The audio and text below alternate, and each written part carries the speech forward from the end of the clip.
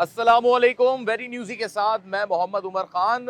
आज आपको मैं बताने लगा हूँ एक ऐसा राज जो अब तक आपकी आंखों से ओझल रहा होगा, लेकिन आपने मेरे पीछे जिस तरीके से फ्लावर्स देखे हैं अपनी ज़िंदगी में भी, रोज़मर्रा के मामूलात में भी आप इन फ्लावर्स को अपनी लाइफ में देखते रहते हैं, लेकिन आपको ये राज नहीं मालूम कि इन फ्लावर्स के ज़रिए क्या क्या ट्रीटमेंट हो सकते हैं।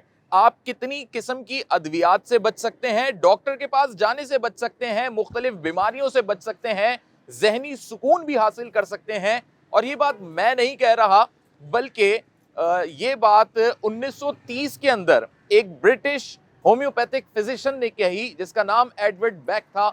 और उसने ये बात इसलिए कही क्योंकि उसकी 30 साल की ये रिसर्च थी जो 1900 से लेके 1930 तक थी, और उसके कंक्लूजन में उसने ये बात की कि अगर इंसान की सेहत के साथ कोई भी मसाइल दरपेश आ रहे हैं तो जिस तरह इंसान अद्वियात की तरफ जाता है और रिलीफ के लिए डॉक्टर के पास जाता है, अगर वो अपनी रेगुलर लाइफ में फूलों का इस्तेमाल रखे और अपने 24 घंटों में से कुछ वक्त फूलों के साथ गुजारे, तो फ्लावर थेरेपी के जरिए वो एक बेहतरीन तरीके से अपना इलाज मुमकिन बना सकता है।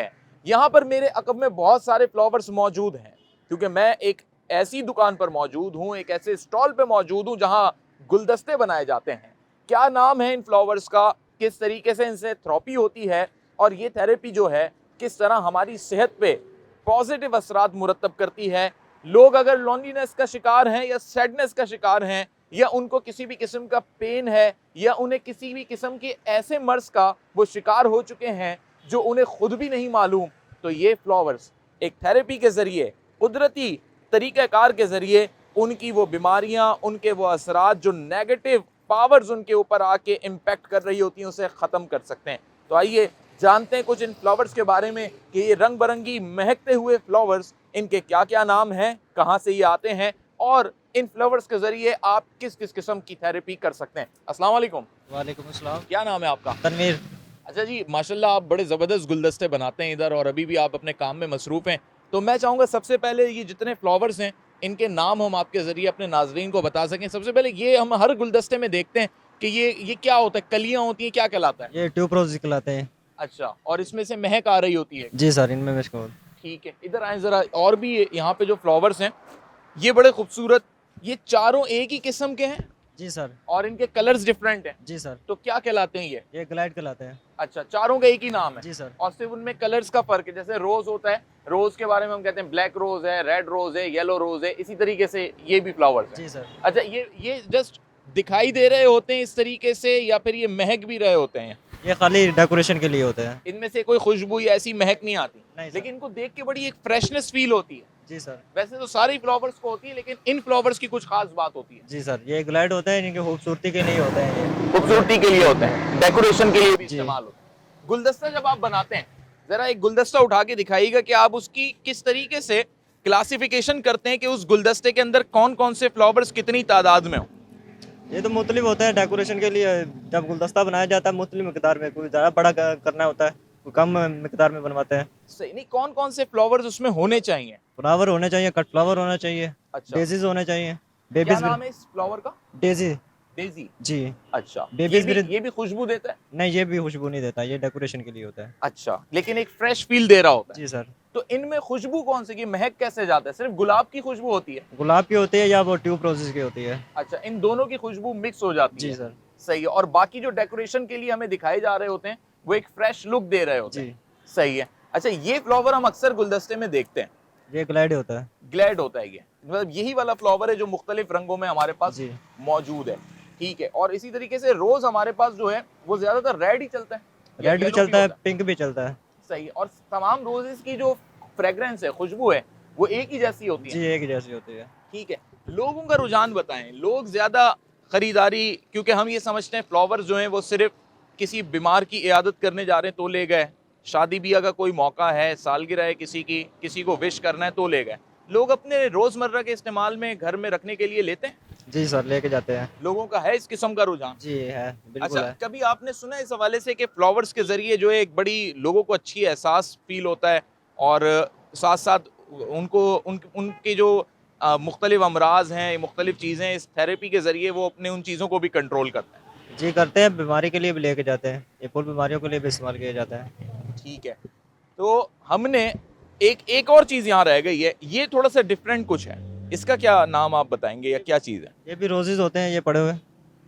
नहीं, रोज़ के अलावा ये जो चीज़ें हैं, ये बेबीज ब्रेड होते हैं, बाहर से आते हैं ये। क्या कहलाते हैं? वेवीज। Babies bread. अच्छा, ये खूबसूरती के लिए ही जी होते हैं। सर। ठीक है। तो नाजरीन, ये वो गुलदस्ते हैं जिनमें मुख्तलिफ अक़साम के फूल डल जाते हैं। कहीं गुलाब की खुशबू और कहीं मुख्तलिफ फूलों की खुशबू मिलके एक बड़ा ज़बरदस्त एहसास पैदा करती है। कुछ फूल जिनमें खुशबू तो मौजूद नहीं होती, लेकिन इन फूलों को देख के एक बड़ा तरोताज़ा एहसास होता है। ये मुख्तलिफ रंगों के कुदरत के शाहकार ये फूल जो इंसान को देखते के साथ ही एक बहुत ही फ्रेश लुक फील कराते हैं। ना सिर्फ फ्रेश लुक फील कराते हैं, बल्कि उसके जहन में मौजूद जो नेगेटिव ख्यालात होते हैं उनको माइल भी कर देते हैं, ज़ाइल भी कर देते हैं। और सबसे बढ़ के ये कि जब ये गुलदस्ते की सूरत में आते हैं और जब ये फ्रेश फ्लावर्स हम किसी को प्रेजेंट करते हैं या कोई भी शख्स अपने इर्द गिर्द रखता है, तो उसको एक ऐसा खूबसूरत एहसास महसूस होता है कि उसकी ज़िंदगी की तमाम परेशानियां कुछ देर के लिए वो भूल जाता है। सिर्फ ये फ्लावर्स गुलदस्तों की हद तक ही नहीं, बल्कि इन फ्लावर्स के ज़रिए बहुत खूबसूरत अक़साम के हम देखते हैं अक्सर व बेशतर जो कंठे बनाए जाते हैं, यानी जो गजरे बनाए जाते हैं या शादी ब्याह के मौक़े पे जो फ्लावर इस्तेमाल होते हैं, वो भी हम देखते हैं। तो आइए ज़रा उस हवाले से भी हम जो है बात करते हैं।